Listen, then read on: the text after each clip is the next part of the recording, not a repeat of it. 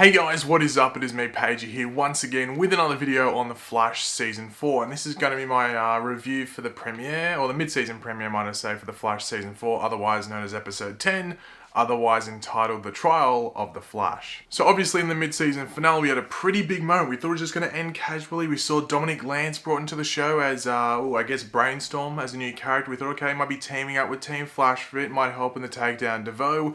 And actually, well, DeVoe took over his body. And what did he do with the old body? Well, he disposed of it by using it to frame Barry Allen for that body or Clifford DeVoe's murder. So yeah, Barry's sort of screwed, caught by the police, and that's essentially where we pick up in this mid-season premiere. Now, I must say, the opening monologue for this episode was great. I love it when the show does that. They usually do it at the beginning of the season, so it's nice that they're putting it into a mid-season premiere as well. I really like the opening monologues. I think Grant Gustin does them great. And the writers working just, changes obviously to the one we're used to, like, my name is Barry Allen, blah, blah, blah. They do it really well, and this episode was no exception. I really enjoyed it. Now, one thing I do like they do establish in this episode, they don't dive too deep into it, but they do set up that they're going to come back to it throughout the back half of this season, and that is when they throw back to episode 1 of this season, and they reference Barry's, gibberish and all the different things he was saying when he came out of the Speed Force. So in this episode, they were talking about how he was saying he was innocent, he didn't kill anyone and stuff like that. So when in future episodes, when it's relevant, we will come back to certain things that Barry did say, because there are different recordings and video footage that that Team Flash does have, and that the CCPD would have when he was locked up, well, not locked up there, but in containment there once he first escaped the Speed Force. So I'm looking forward to them coming back to those moments throughout the rest of this season. Another thing that they did plant in this episode, it wasn't necessarily a quick scene, but they just put it at the beginning of the episode, so I guess some people might forget about it as we got deep into this episode, as well as possibly deeper into this season. And that was saying Marley's DeVoe, or the mechanic, struggling with DeVoe's new body and his look. And it almost looked like she just didn't trust him, and it looks like she is just struggling with accepting him. And I do have a feeling, I have mentioned this in previous videos, that I do think Marley's is actually going to end up betraying DeVoe, because I think DeVoe is going to take advantage of her, or take her for granted, not pay her the respect that she deserves, because she's been very loyal to him. So I think she's going to realize that DeVoe is almost using her in some sense when he's getting more powerful and getting closer to his grand goal. So I think she's going to realize that and possibly betray him. I think she might die, but it'll be in the form of betraying DeVoe and sort of getting revenge on him in some way. But they did plant a bit of that in this episode when they're talking DeVoe's blue, very technological room. Now in this episode, I was not expecting to have this character. We knew this character was coming because a casting call had been set about 2 months ago, I want to say, and that's the character of Neil Borman, aka Fallout from the comics. They don't call him Fallout, I don't think, in this episode. They do say Neil Borman once when he's at the bank, but that's the character of Fallout from the comics. I was surprised they put a bus metahuman, or he wasn't even a bus metahuman, I don't think. He's just a metahuman in this episode. I'm surprised they put one in here because there was so much stuff going on as well. But yeah, they used Neil Borman, aka Fallout, in this episode. Wasn't really expecting it, but he's there, I guess. Now, obviously, the big part of this episode was the court case against Barry. And, well, it really wasn't going Barry's way at all. There was quite a lot of evidence. The only real thing that went towards potentially helping Barry was the photo between Marley's and, I guess, Dominic, or DeVoe, in his new body. And even then, Marley's was able to twist that. But we'll get to that in a second. But really, this court case was never going to go Barry's way, so they had to figure out a way to possibly turn it in some positive direction, even though if there was some sort of negative as well. But yeah, this court case was very interesting to follow. I did see some people complaining about it, saying it was very boring. But what did you expect? It's the trial of the Flash. He's not going to be just in the courtroom for 2 seconds and then being the Flash elsewhere. The courtroom was basically going to be the meat and potatoes of this episode. I did love seeing Joe and Ralph out being their detective duo. I did really enjoy that. It was cool. I think that was Ralph's car. Looked really cool. I really like that classic car. But it was good seeing Joe and Ralph out there, obviously getting the photo of Marley's and Dominic as well. And we're probably not going to see more of that. We might see more of it actually in episodes to come, especially when Barry's elsewhere, which we'll get to in a second. But it was good seeing them together because, Ralph was a former detective, now a private investigator, and Joe is obviously a detective. So it was good seeing those two work together. Now, I must give a massive shout out and just a praise, I guess, to Kim Engelbrecht, I think that's how you pronounce it, who plays Marley's DeVoe. Great in this episode, great acting and stuff like that, as well as Candice Patton and Iris, or who plays Iris, might I say, when they had their scene outside. Both of them had really good episodes, but in particular, Kim Engelbrecht, I think that's how you pronounce it, who plays Marley's DeVoe. I thought she was great in this episode, play the very grieving widow, as well as being that conniving character, which she is really being in this season. So I thought she did a great job in this episode, and I'm pretty sure a lot of you guys would agree with me. Now, one interesting part in this episode was Barry's new ability that we see, which is when Iris is about to come in and tell everyone that Barry's the Flash, and Barry runs over really quickly and puts her in almost like a speed force or speedster bubble, if you want to call it that, and she's able to move at the same speed as Barry is if he's touching her, so she's able to speak to Barry normally, even though everyone around them is frozen. So that's a really cool new ability. For people wondering, that's random, that's never been done. Going into this season, they said that Barry would have new abilities that even he didn't know he had because of his time in the Speed Force. So he has all this knowledge deep down in his brain, in his system.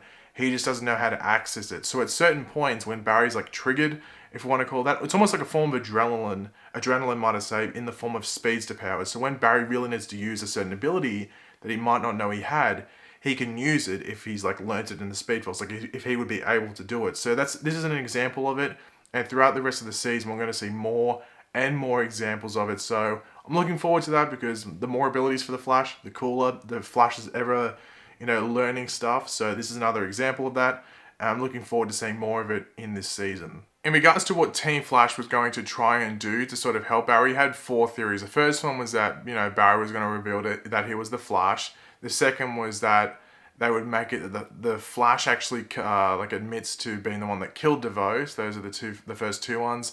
The third one was that Iris would actually admit that she was the one that killed DeVoe, because her, DNA, I guess, could possibly be over DeVoe's body because he was in the apartment that she lives in. And the fourth one was that they would try and pin it on Marlize, and that's what they tried to do.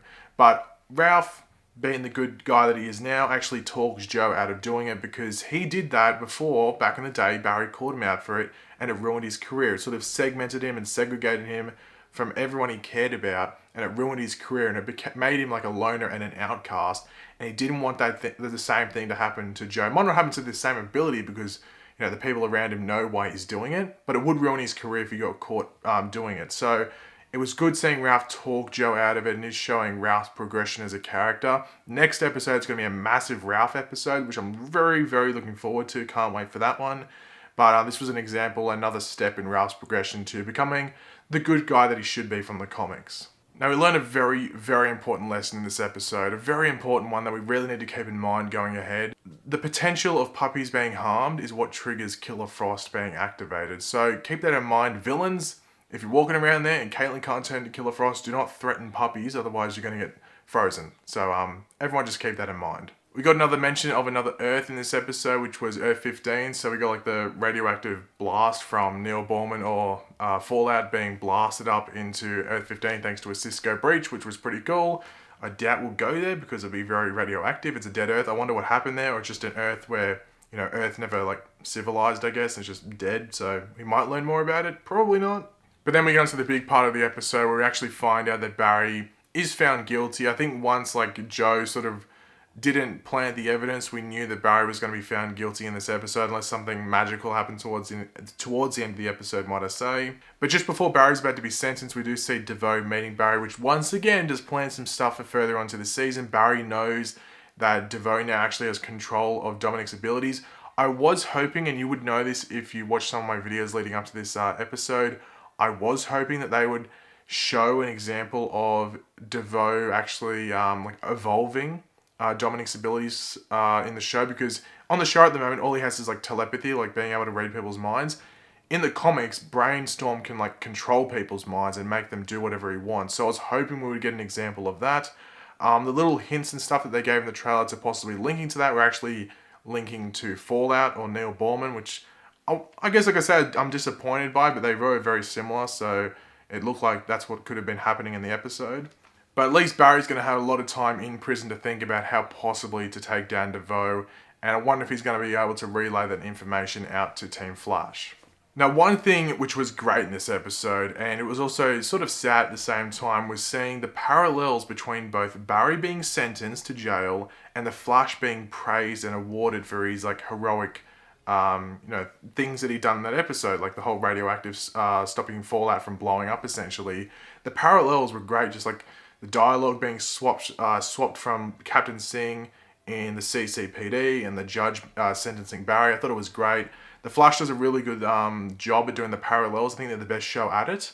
Arrow does it fairly well sometimes, but I do think Flash pips them when it comes to doing the parallels really well, and I love that part of the episode. But I guess sort of almost like the heartbreaking moment, but also the inspiring part in this episode was when Barry goes to jail and we actually see that he's in Henry Allen's cell. I thought it was actually a really great moment. And the reason I think it's a really great moment is I guess it's sad because, he's in like the same position, I guess you could say, his dad was in, but then you can think, okay, Barry might think to the positive side of it, and his dad was sentenced to life in prison and his dad got out. His dad got out of prison. His dad was in prison for a decent amount of time, but his dad eventually got out and he had the same sentence as Barry, which was life in prison. So hopefully that's like a motivational point for Barry going forward into the rest of this season, that even though he's in his dad's cell, he's experiencing like the downtimes of being in jail, sentenced to life in prison, he's still, got that chance that he can get out because his dad basically had no hope. If anything, his dad would have had a harder time to get out of prison because the guy that killed him was a goddamn speedster from the future. DeVoe's in current time. He's not a speedster. Very smart, but not a speedster. There is a more higher chance that they'd be able to prove that Barry was innocent rather than Henry Allen. So Barry's got a chance, and that should motivate him that he's actually in Henry Allen's cell, and it should be a daily reminder about that. But overall, I really enjoyed this episode. I did see a lot of people bagging the episode, saying it was really boring, nothing happened. I'm sitting there going, yeah, it wasn't the most action-packed episode. There was action if you liked action. We got that cool scene at the end. There was a couple of scenes in between as well. But this episode was all about planting certain things to happen later in the season, as well as, moving the story along as well, with Barry being in the courtroom and being sentenced. They could have dragged that courtroom thing out for 2 or 3 episodes if they wanted to, because sometimes that's what happens in real life. These court cases go for ages. So the fact that they got it all's done in that first episode, but we're going to see the consequences of Barry being in jail to follow, is great. Don't stick around with something that can be seen as boring for too long. So they did the right thing in this episode by just getting the court case done in the first episode, but the first episode of this storyline, might I say, and then move on to the consequences and Barry being in jail, and then Team Flash on the outside trying to get Barry out of jail. So I thought that was really good. Really enjoyed this episode. A lot of fun moments, a lot of seeds planted for future storylines in this season, so I loved it. But thanks for watching, guys. Hopefully you enjoyed the video. If you did, it'd be awesome if you could drop a like on the video to show your support. Let me know in the comments section down below what was your favorite part of the episode, what didn't you like too much, and do you have any different theories with what's going to happen in the episodes to come? Just let me know in the comments section down below. And of course, if you are new to the channel, make sure to subscribe. I'll catch you later, guys. Goodbye.